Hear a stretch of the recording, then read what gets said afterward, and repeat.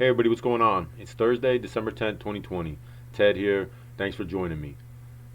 So, really quick, today the FDA gave the green light for Pfizer's COVID vaccine emergency use, which we pretty much knew that was coming. But along with that, you got government, this article, governments will want to track who has had the COVID-19 vaccine. And I'm just going to read a little bit of this with you because it's important. They're trying, right in the article, it says an argument for me that I say. And Sydney, as they prepare, blah, blah, blah, blah, blah. I'm going to get right to it. Health experts say it will be crucial for governments to monitor the accurately who gets inoculated, particularly because many vaccines are under development and some are expected to require multiple doses. Widespread tracking would also enable health officials to detect any adverse reactions. This is the part I want to know. It would help them to detect any adverse reactions, which is important because the vaccines are being developed much too fast. And just like we talked about yesterday, those people had anaphylactic reaction immediately upon receiving the first dose. These are multiple dose vaccines. They cut all the red tape to get these things out. Why on earth would you want to take it? We still don't know what's going to happen.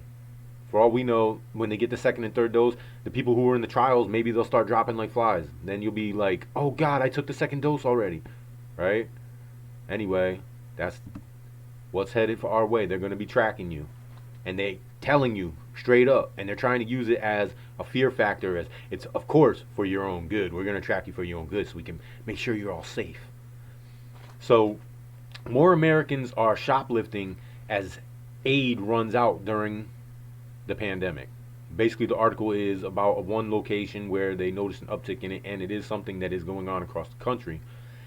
Stores are seeing items disappear off shelves and catching people in the act of stealing for their food. Obviously, and they say they feel bad. They don't even call the police because the people say things like, I'm sorry, I was just hungry. So, with aid running out, food banks running out, I'm pretty sure we're going to see more of the same. And here you have, to back that up, jobless claims rise more than expected after break from the holiday. Weekless jobly claims increased by 853,000 last week. So, almost a million freaking jobs again on top of what we already have. This isn't getting better. I mean, they keep telling you, oh, we added jobs here, we added jobs there, but they're full of shit. The economy is garbage. People are stealing to eat, right? The total represented a sharp rise from a 716,000, which is another 750,000 a week ago. So within 2 weeks, we've lost almost 1.5 million jobs. This was the highest number since September 19th, reflecting ongoing issues in the job market. And if you want to add issues to that, you got certain things like seasonal jobs, right? You're going into winter, some places in the north and northeast, and where the weather gets inclement, and you have a job like lawn care, a seasonal worker like that these people are gonna be getting laid off. Those numbers are gonna get added to this, right? If you have more and more cities and states imposing restrictions and lockdowns tighter, that's going to add more to this. It's not getting better. And we already have a homeless epidemic, but now you have in New York, it's driving homelessness to record levels, says advocates. Okay, I'm going to read a little bit of this one with you too because there's a part in here. The Big Apple is hit with a grim milestone when it comes to the homeless crisis. A new report from the Homeless Advocates says COVID-19 has helped propel the shelter population to record numbers. The advocates call the numbers astronomical. They say for the first time, the number of single adults sleeping in City Department of Homeless Service shelters reached more than 20,000. That includes an all-time record of just over 15,000 single men and a record of almost 5,000 single women in October. So they're dealing with a rising, just like California, like I pointed out last night, another Democratic. And if you look in California, for a few years now, you've been hearing about the homeless crisis there. the homelessness crisis there. And now you're seeing it in New York, and it's another large Democratic run state. And you have also down here it says, let's see, where it all the desire more. Cuomo. Anyway, they want Cuomo. He made a promise. I was looking for it. I wanted to point it out to you guys so you could see it for yourself. Sorry about the big gap of not saying. Oh, here it is. The campaign is calling on Governor Andrew Cuomo. And if you look here, look at the, I don't know if you see that right there. The campaign is calling on Governor Andrew Cuomo to fulfill a commitment he made in 2016 to build 20,000 supportive housing units across the state. To date, only 6,000 have been funded. So, like we talked about last night, Cuomo came out and said he's going to have to raise taxes, right? He wants to raise the taxes. He made a commitment to build housing for these homeless people. He hasn't built nowhere near the commitment that he made, but he's already asking you for taxes. And you can expect this homelessness to get worse because they're losing jobs. There's an exodus out of New York. People with big money are leaving New York. This is your last chance. Get out of New York. If you can, get out now. If you can. You're running out of time. You might end up in the homeless ranks, and you don't want that because then you would be relying on them to take care of you, because where do you go? One of these shelters. Oh, we didn't build that one yet. Then where do you go? So you might want to think about that. And thinking about things coming up, right? In China, they're having a shortage of shipping containers. As you can see, shipping container shortages in China crimp exports to the West. So basically the article is saying that China is basically getting up, back and running, but they're only receiving one shipping container in for every 3 or 4 that they ship out. And there's tons of empty shipping containers supposedly sitting in LA, and they're waiting. China is literally waiting up to 4 and 5 weeks for these containers. And basically, if you are logically thinking, you should be able to figure out for yourself where I'm going with this. Without those shipping containers, everything, not everything, but a majority of things that we use in the United States all come from China. Go to Walmart. Almost everything in Walmart is from China. So, and what this is right here, and what this could mean for U.S. consumer, well, this is what we've said back in October. Inventories at the store are historically low. There's a rising concern that companies will not be able to import and deliver enough goods to meet the consumer demand during the holiday season. So, they don't know if they will meet demand of me and you, meaning they don't know if they will have the product to sell us. Get ready now while you can. Go out, stock up on the food, stock up on all the essentials that you might need while you can get them. Soon there might be a shortage in them things if for no other reason they can't get shipping containers.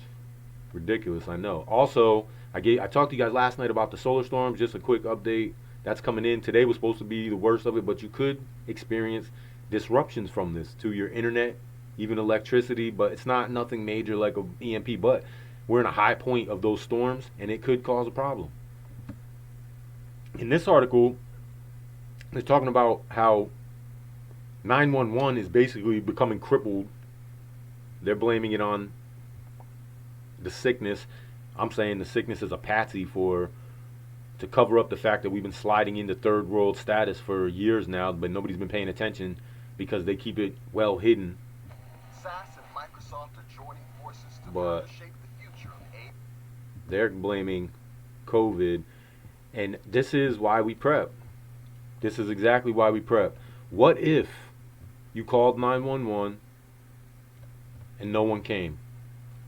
That's what you got to prepare for. Just think about it for a minute, okay? You already have the tax problem in New York, the exodus out of New York. right? These are big cities. I'm only using this as an example. This article doesn't say anything specifically about New York.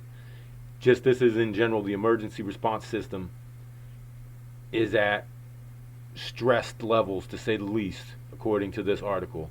So let's just say that you live in one of these big cities or a little city, it doesn't matter. And you can't call 911, or you can, but when you call 911, what do you do when the police don't show up? You should take that into consideration. Prepare accordingly for that. You're going to need some kind of protection. Because if there's a bunch of homelessness, and you already see articles with people stealing to eat, if they can't steal from the stores no more, where are they going to go? You might want to protect your shit. Okay? Just saying. You call 911 because you have a fire and they can't come put it out for you. And you, not being prepared, don't have a way to fight that fire. You have no extinguishers, no means to fight it whatsoever. Take that into account. Go out now. Get something, anything that you think might help you. But what I'm talking about, if you had a fire, get something to put a fire out. That's a big deal. If there is no emergency response to come put a fire out for you, it's only going to be a matter of time before you lose all your shit. So figure that out for yourself. That's what prepping is all about. Self-sufficiency, taking care of yourself, not relying on 911, right? What do you do if you call 911 and there's no medical? You go to the hospitals, which we already know. It's all over the news. All these hospitals are filled to the brim. 911 is breaking. What are you going to do when you can't get medical attention when you need it? When you can't get your medicine when you need it? Go out now. Stock up on the medicines that you have. If you have a condition where you need to continue to take medicine, you should try to stock up. Talk to your doctor. Get extra of that. See if you can get antibiotics. There are means of getting antibiotics. There's websites where you can buy fish antibiotics that are actually the same thing that they give you anyway. But check it out for yourself. Get a medical kit. How are you going to address wounds or injuries that come from maybe protecting your shit or putting out a fire to protect your shit? How are you going to take care of your family when they're injured, right? Learn some skills. That's number one right there. I don't care if you had the biggest stockpile of everything. If you got zero skills, you ain't shit. Somebody's going to take your stuff, okay? You have to train with your protection. You know what I'm saying? Stock your food. Train with your protection. Train with your medical supplies. Learn about them. Otherwise, you're not going to know what to do. And that's exactly what they want. So that you can rely on them. And then you have to take their shot or whatever. Right now, I talk about that, but it could get to a point where it's you have to do this, or we'll shut your money off, or we'll do this, or whatever it is they're going to use to scare you. But get ready for it. Otherwise, get ready to bend to their will. And I'm not ready to bend to their will. I don't know about you. Anyway, thanks for watching, guys. Let me get the thumbs up. Don't be scared. Be prepared. Subscribe. Tell somebody to subscribe. Tell one friend, please. I'm trying to get these numbers up here. Anyway, thanks for joining me. I appreciate all you guys that check me out on a regular basis. I really do. Take it easy, guys. I'll see you tomorrow. Be safe.